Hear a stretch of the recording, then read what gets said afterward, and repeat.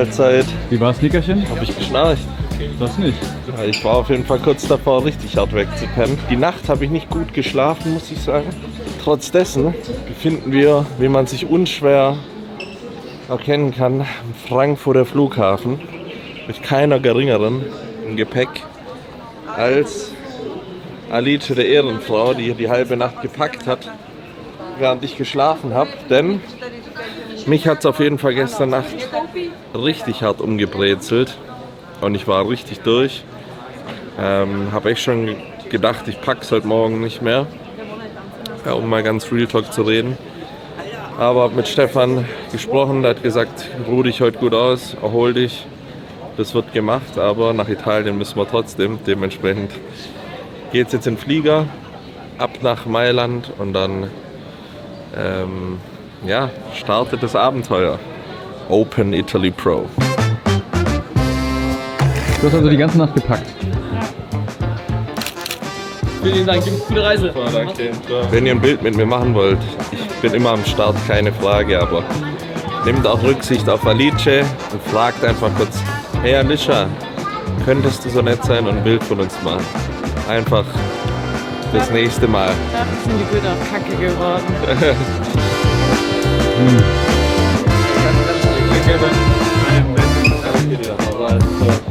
Sau korrekte Leute trifft man hier in Frankfurt am Flughafen. Und alle wissen, wo die Reise hingeht. Das ist richtig cool.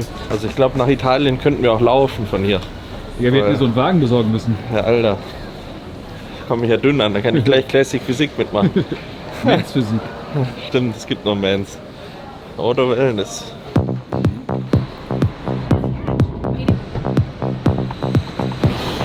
Ob das mich aushält, ob das Open Masse aushält, weiß ich nicht. Finden wir es raus. Ansonsten war schön mit euch, Leute.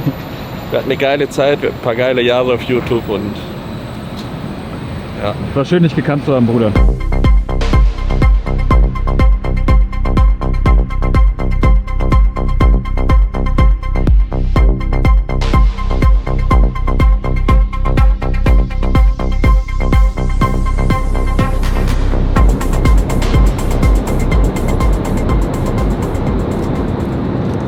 So Leute, es wird weiter gepennt. Ich habe gerade den Geheimtipp von Kevin Levrone angewendet.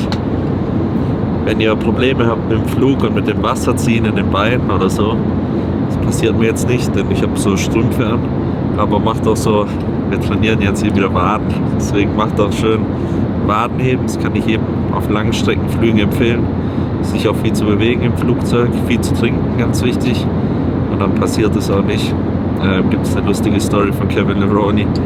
Wir sind immer zu den European Grand Prix geflogen und alle fetten Bodybuilder haben sich so ins Flugzeug gechillt, keiner hat sich bewegt. Und der hat immer verloren, weil der Wasser gehalten hat, so vom Flug. Und die sind irgendwie freitags geflogen und waren Samstag schon auf der Bühne. Er hat sich immer gefragt, warum passiert das. Und dann hat er herausgefunden, dass wenn er sich bewegt und läuft und nicht sitzt im Flugzeug, dass es eben nicht passiert. Und dann ist er den Leuten so auf den Sack gegangen, weil der den ganzen Tag im Flugzeug rumgelaufen ist, so 6 Stunden lang. Kein einziges Mal saß. Ich meine, das ist ein bisschen übertrieben. Ich habe die komplette Reiseleitung der Dame vor mir überlassen. Dafür hat sie jetzt auch mein Essen bekommen im Flieger. Das war der Trade-off. Und ansonsten höre ich ein bisschen Musik, entspanne mich und ja, man schaue aus dem Fenster. Denn wenn wir die Alpen überqueren, sollte es nicht mehr so weit sein. Ich als alter Erdkunde-Banause.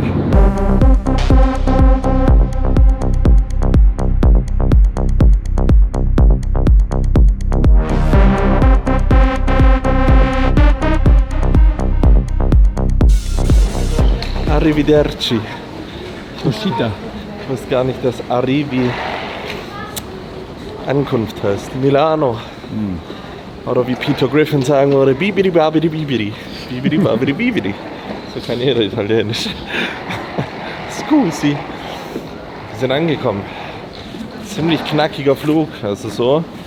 Können es immer gern zum Wettkampf gehen. Aber Gepäck holen wir jetzt, einen Mietwagen auch. Und wie war das Essen? Voll lecker. Ja, aber nicht so der Kaffee. Ha? Der Kaffee nicht.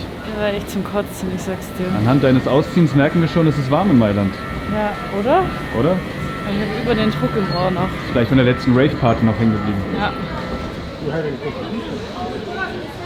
Ah, yeah. Thank you. Nice to meet you. Thank you. Brasilianer trifft man echt rund um die Welt. Und Pole ist auch hier. Wir haben Koffer. So sieht's aus.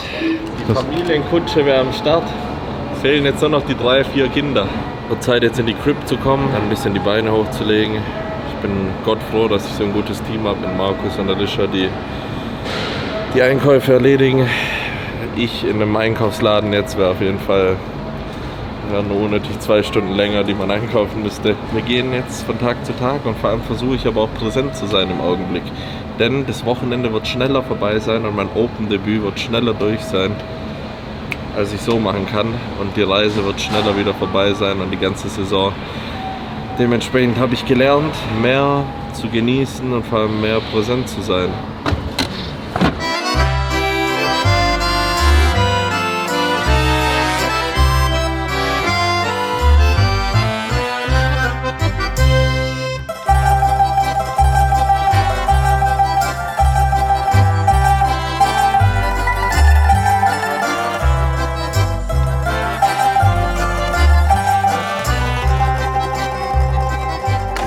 Wir haben den Bären abgeladen in der Unterkunft. Du.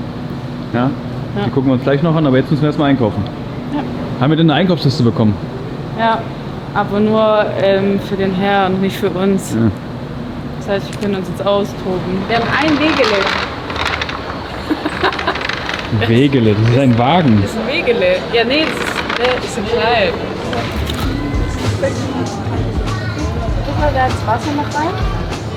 Ja, in meinen Wagen. Nee, in meinen Wägele. Bananen, ja? Ja. Warum? Na, Urs will 10, Stefan ist das gleiche wie ich, also Mandelmus, Toast, Banane und Okay, Eier. okay. Verstehe. Deswegen jede Hälfte, Hälfte. Ist es da oben auch Lachs? Oh, ist es no fat salmon? Is this wild salmon or like raised salmon? This one is farm. You need slim? No, we are looking for the fatty one. Okay, that's all right. Thank you. Carpaccio? Ja. Aber nicht für uns. Nein, aber voll der Traum, was es ist, kann man einfach fertig. Für dich? Ja, voll geil. Also ich finde das schon krass, dass viele unterschiedliche Eiergrößen legen, gell? Von Ja. S bis L. Schon Ja. schon geisteskrank, was so ein L-Huhn ausbrütet, gell? Du holst die lokalen Produkte. Glaubst du, das ist lokal? Naturelle. Es fehlt noch Zimt, Gewürze, Datteln, Gehfroh, Himbeeren. Boah, ich sehe schon, komm, der rastet jetzt schon aus, Markus. Also, Oh mein Gott, wir er haben steigt vergessen- schon auf. Oh mein Gott, er steigt aus. Hallo. Thank you.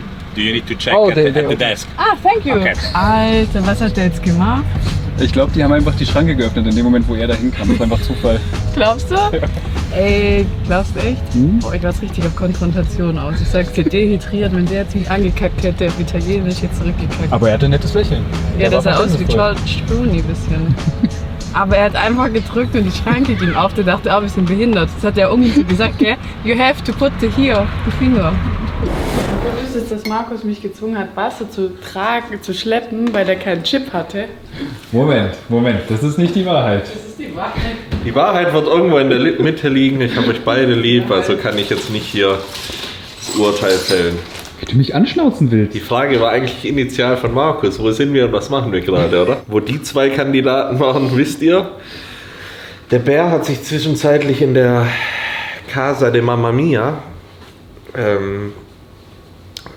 abgelegt, beziehungsweise das ist jetzt dein Platz, gell? Du hast jetzt deinen offiziellen Platz gefunden. Deswegen haben wir 2 Tische. Der eine ist schon immer für den Kameramann. Ich weiß nicht warum. Wir haben 5 Zimmer hier, aber es wird immer im Coworking Space gearbeitet. Ich bereite mich hier nicht aufs nächste Mario Kart Rennen vor, sondern auf den bevorstehenden Carb ab. Der geht morgen los. Jetzt haben wir es 18 Uhr, 18:30 Uhr, sowas. Bei mir gibt es hier gerade noch einen Reispudding, Cake auf italienische Art und Weise. Der Spaß ist der gleiche wie immer, aber schmeckt ein bisschen nach Italien. Das gibt es bei mir als letztes Carb Meal. Danach noch Chicken und den guten alten Lachs als letzte Mahlzeit. Und morgen geht es dann in aller Früh wieder los. Aber schwenkt mal darüber. Wir sind auf jeden Fall gut ausgestattet. Nicht nur mit Einkäufen, sondern auch mit den wichtigsten ESM-Supplements. Wir haben ordentlich Designer Rice Pudding. Ein paar Säcke, denn ab morgen wird weniger Fokus auf Proteine und mehr auf Kohlenhydrate gelegt. Deswegen sitze ich hier wie so ein Gorilla zwischen meinen Bananen, was das ganze Prozedere aber für den Carb-Up angeht. Das werdet ihr dann spätestens im nächsten Video sehen. Also nicht verpassen. Ich esse das Ganze auf hier. Ihr abonniert jetzt mal den Kanal. Ganz wichtige Nummer hier auf jeden Fall, um das Ganze zu supporten und um das nächste Video freizuschalten. Und sag mal, warum wir hier überhaupt 5 Zimmer haben. Stefan kommt morgen noch zu Besuch. Ich werde ihn nicht abholen, habe ich vorher beschlossen. Ja, ich aus dieser Parkgarage nicht wieder rauskomme. Deswegen haben wir hier die Küche mit Kameramann-Starterpaket. Natürlich einen Tisch muss der Kameramann besetzen. Das ist das Starterpaket, 100%. Wenn man mal zusammen ist und zusammen essen könnte an einem Tisch. Nein, hier Kameramann, hier ist Bananenlager. Hier ist unser Wasserlager. Zimmer 1. Das ist deins? Das habe ich bezogen. Oh, völlig unreflex noch. Ja, eigentlich sehen ja alle Zimmer gleich aus. Hier haben wir einen blauen Touch in diesem Zimmer. In meinem ist ein anderer Touch drin. Welche Farben bekleiden dein Zimmer? Mit einem Pissoir. Das ist ein Bidet, kein Pissoir. Oh. Aber ich kann es auch als Pissoir benutzen, jetzt wo du es sagst. Mein Zimmer ist... Das ist mit dem Wasserhahn dran. Ich dachte, das war ein Pissoir. Nee, das ist ein ganz normales Klo, da habe ich vorher reingeschissen. Du hast ins Bidet geschissen? Nein, hat er Was ist nicht. ein BD? Oder? Das ist für die Füße. Nein, Mann! Also man kann auch, aber es ist eigentlich um den Arsch sauber zu machen. Nein! Natürlich! Hä, warum kann ich dann da nicht reinscheißen? Ich gehe doch nicht links kacken Du warst da nicht. und gehe dann daneben auf das warst Ding. auf dem Klo. Und wie komme ich dann darüber? Im Deep Squat oder Du was? warst auf dem Klo, weil du dir chillst ja auf dem Klo. Aber im BD tust du nicht dein Popo putzen. Doch, Nein, natürlich! Oh, die Füße. ChatGPT, frag bitte. Ja. Als ob. Stell dir vor, jetzt hast du Unrecht. Natürlich, ich war mit Dennis Ratano unterwegs. Ja, Dennis Ratano, das glaube ich auch, Der dass ist der sich Italiener. da sein. Hier. Ein Bidet ist eine sanitäre Vorrichtung, die vor allem zur intimen Körperpflege nach dem Toilettengang gedacht ist. Es wird meist wie ein tiefes Waschbecken und eine kleine Sitzschüssel gestaltet und befindet sich auf dem Hauptzwecke. Reinigung des Intimbereichs mit Wasser. Bro, wie soll ich da mein Teilweise Popo auch zur waschen? Fuß- oder Handwäsche. Ja, guck, Fuß- und Handwäsche. Hey, was für Hände waschen überhaupt? Ja, aber dann gehe ich da jetzt hin und wasche da gehe nach dem Stuhlgang dahin Du setzt und dann dich kommst du danach und wäschst dir da die Hände. Nee, das Bibidi babidi bubidi. Da rein, Und dann kommt hast der Wasser nächste. und machst dann halt den Intimbereich Ja, mach mal sauber. bitte vor. Ja, Das war jetzt nicht vor. Alicia tut dann ihr Chicken da morgen. Mal Hände waschen Noch. da drin. Was? Dann tu doch mal Hände waschen jetzt da drin. Bah, wenn da jemand vor dir auf dem Klo war und kacken war. Bah. Das ist doch nicht für den Stuhlgang gedacht. Ja, aber als ob ich jetzt hier meine Hände wasche. Für was?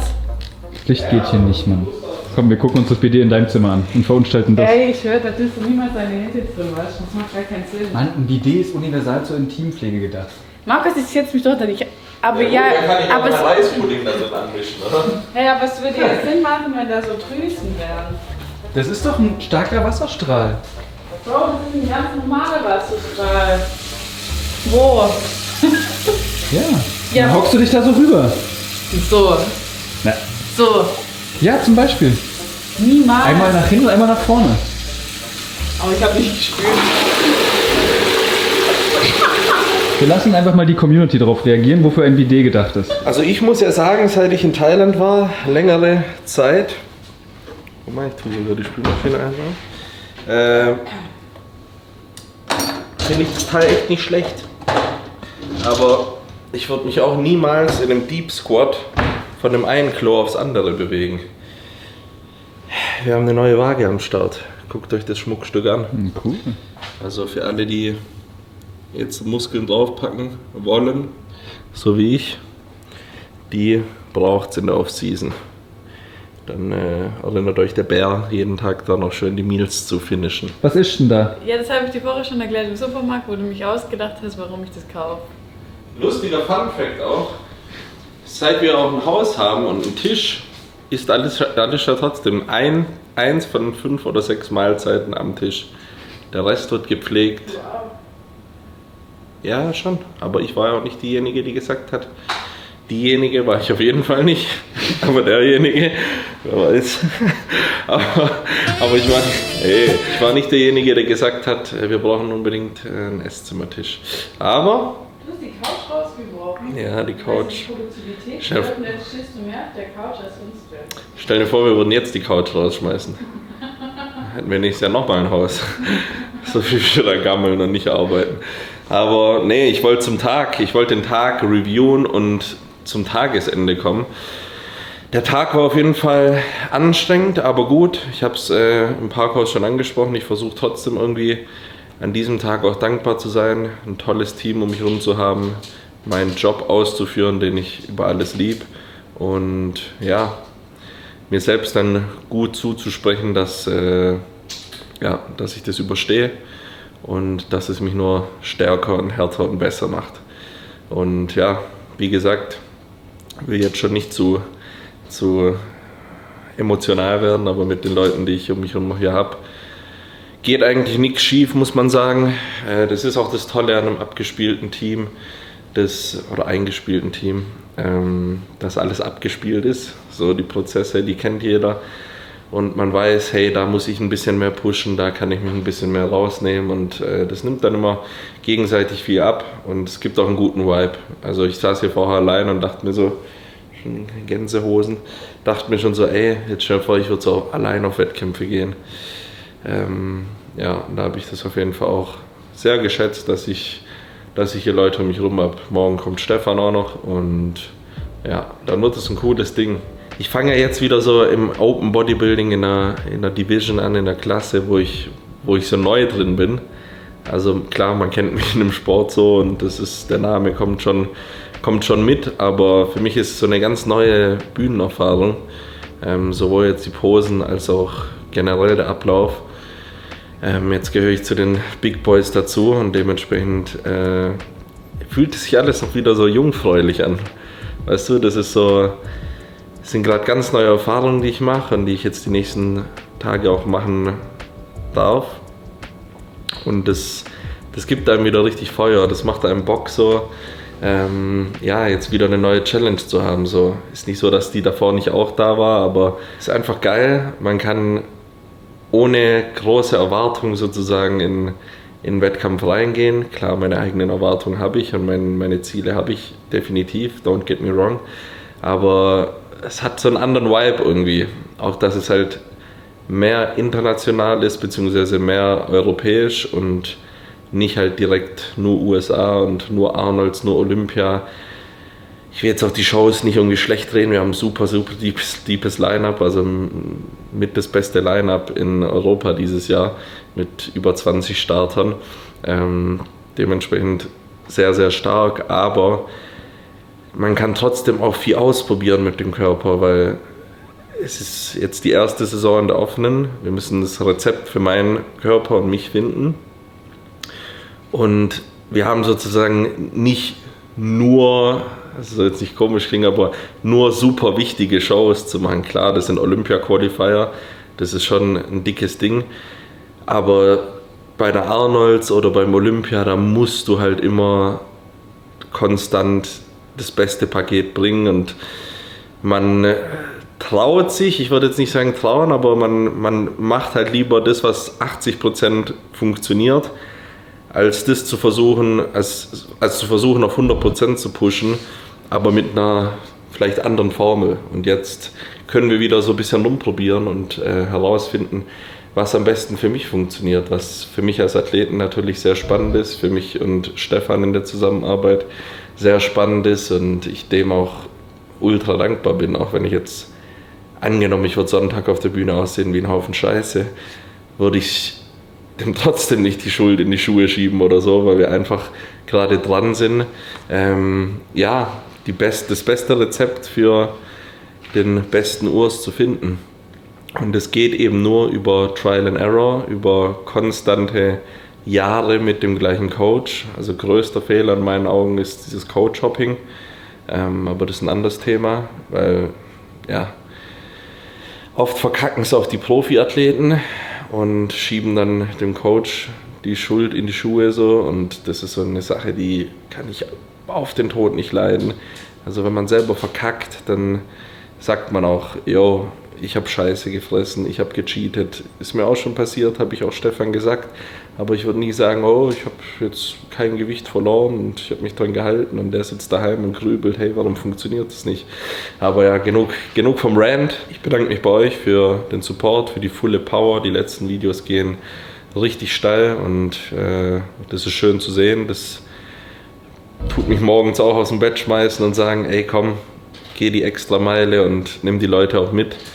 Vorhin hat Markus auch gefragt, so, jo, gerade Bock zu filmen, und ich war so, boah, ich bin gerade zu durch, aber hab dann meinen halben Reispudding gegessen, hab gesagt, Digga, schmeiß das Ding an, wir wollen die Leute möglichst nah mitnehmen an dem ganzen Geschehen, und ich glaube, das macht's auch am Ende aus.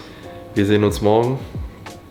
Ich wünsche ein gutes Nächtle aus Bella Italia zu euch nach Deutschland und lasset die Carb-Speicher morgen füllen.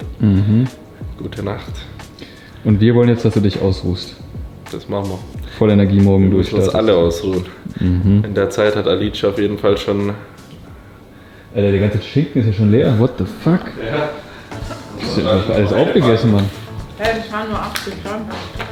Du da sitzt, Mann. Wie so, Wie mein Bro da unten auf der Straße. so ein bisschen. Kennst du dieses Mein Leben mit 300 Kilo? Ja. Ja, wo du auf der Couch sitzt, gell? Mama! Kennst du nicht Mein Leben mit 300 Kilo?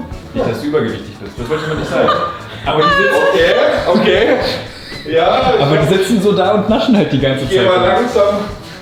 Immer weiter nach hinten, bevor es eskaliert.